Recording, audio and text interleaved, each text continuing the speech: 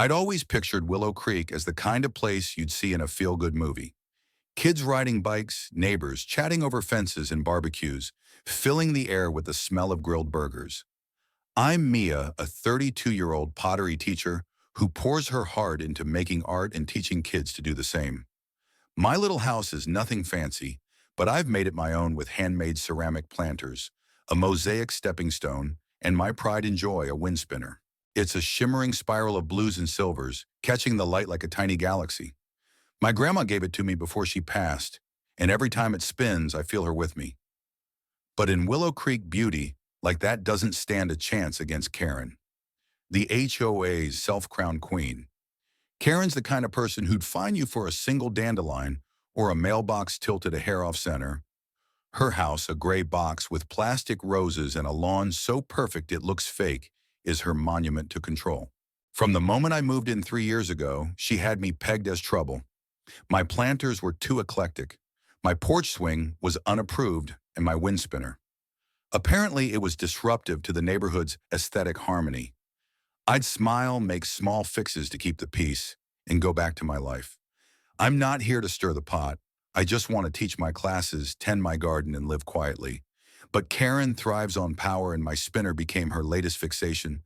The trouble started one chilly October morning. I stepped outside to water my marigolds, humming to myself when I noticed something was off. My wind spinner was gone.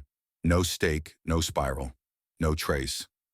My heart sank. I scoured the yard, checked the alley, even poked through the neighbor's shrubs, thinking maybe a gust had carried it away.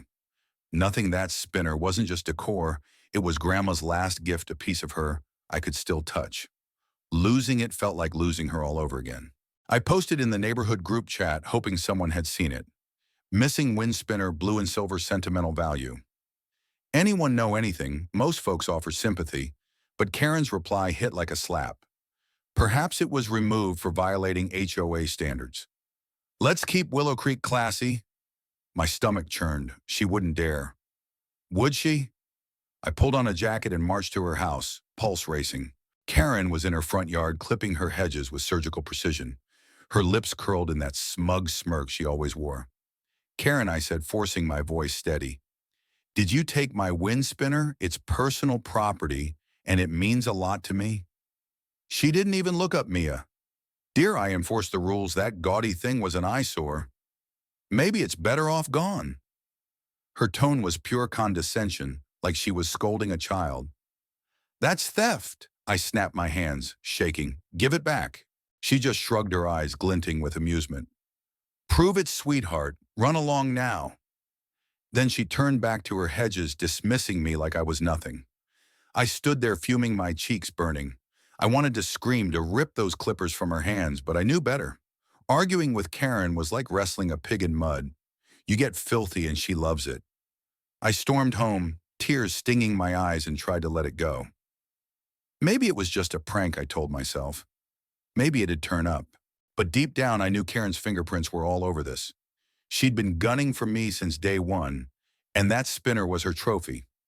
The real gut punch came a few days later. I was dragging my trash bin to the curb when I glanced into Karen's bin left open by the garbage truck. There among her neatly tied trash bags were shards of my wind spinner, snapped into jagged pieces, the silver paint chipped and dull. My breath caught. Tucked beside them was a crumpled note in her looping handwriting, tacky junk, good riddance. My vision blurred with rage. She hadn't just stolen it, she'd smashed it to bits and mocked me. This wasn't petty anymore. It was cruel. A deliberate jab at my heart, Grandma's gift destroyed. Karen had crossed a line, and I was done swallowing her nonsense. I'm not a fighter by nature, but I'm no pushover either. I teach kids to channel their feelings into art, and that's exactly what I do. Karen thought she could break me. I'd break her ego instead. My plan was gloriously unhinged. I'd flood my yard with wind spinners, dozens of them, each one a slap in her smug face. And not just any spinners, I'd plaster her face on, every single one, turning her into the neighborhood's spinning laughingstock. She'd learn what happens when you mess with an artist's heart. I locked myself in my garage, fury fueling my creativity. I ordered 30 wind spinners online, cheap, garish ones in neon pinks, yellows, and greens, the kind Karen would hate most.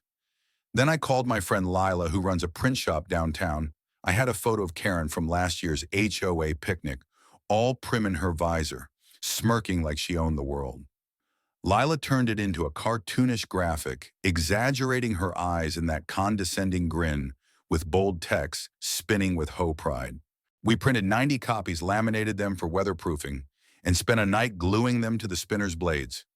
Each one was a masterpiece of petty vengeance, her face whirling like a deranged merry-go-round.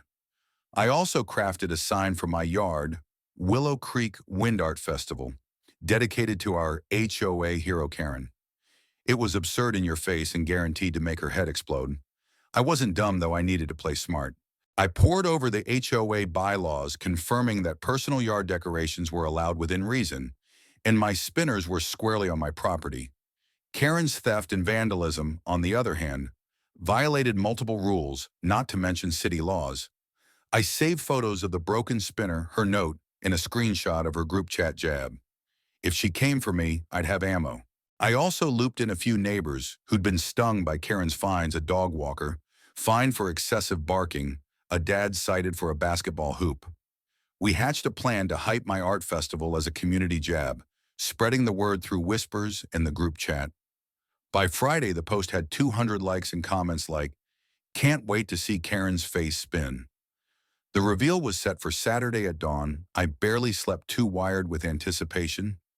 At 5 a.m., I hauled the spinners to my yard, staking them in rows like a psychedelic army. Their blades caught the sunrise, Karen's face flashing in a dizzying blur of color. The sign went up front, its letters bold and mocking. By 7 a.m., neighbors were out, jaws dropping. Kids ran over, spinning the blades and giggling at scary Karen. Old Mrs. Patel snapped photos, cackling, "This is better than Netflix." The group chat exploded: videos, memes, even a spin. Karen hashtag. I stood on my porch, coffee in hand, soaking it in. Then came Karen, bursting from her house in a bathrobe, her face a shade of purple I didn't know existed. "This is slander," she screeched, marching across the street, waving a violation notice like a battle flag. "Take these down or I'll have you evicted." The crowd hushed, phones up, filming. I stepped forward, calm but smirking. "It's art, Karen free. Speech my property. Check the bylaws section 4(1). But stealing and smashing my spinner, that's a crime." I held up my phone, showing the photo of the broken pieces and her note. The neighbors gasped. Someone yelled, "Get her, Mia." Karen's eyes widened, but she doubled down, lunging for a spinner. It spun faster, smacking her hand, and the crowd roared with laughter. "You'll pay for this," she spat, but her voice cracked. I leaned in loud enough for everyone. "I've got more proof. Your group chat confession. Want me to call the cops for vandalism, or will you back off?" The crowd pressed closer, murmuring Karen like a curse. She froze, realizing she was trapped. With a strangled huff, she turned and fled her bathrobe, flapping as she slammed her door. The street erupted in cheers. By noon, my yard was a zoo. A local news van rolled up, tipped off by a neighbor filming a segment on HOA feud-turned-art protest. The story went viral, 2,500 shares on Facebook, Spin Karen trending locally. Neighbors brought lemonade, kids made their own mini spinners, and the vibe was pure victory. The HOA board called an emergency meeting, and Karen was quietly removed from her enforcement role after my evidence hit their inbox. Her fines against me wiped clean. My spinners untouched, still whirling. Karen vanished for weeks, her blinds shut, her lawn signs. "Keep Willow Creek. Classy yanked down." Neighbors went wild, adding gnomes, flags, even a flamingo to their yards. The HOA loosened up, and the street felt alive, like we'd all broken her spell. I heard Karen's facing a city audit for skimming HOA funds. Not my tip, but I'm not mad about it. I replaced Grandma's spinner with a new one, hand-painted with her favorite flowers shining brighter than ever. I don't regret a thing. Karen thought she could crush me, but I turned her cruelty into my triumph. The takeaway: never underestimate an artist with a grudge. Creativity's my weapon, and I wield it like a pro. Now when Karen passes my yard, she keeps her eyes down. I just smile and flick a spinner, watching her face whirl. My yard's a beacon. Grandma's memory lives on, and Karen's reign is dust. The end.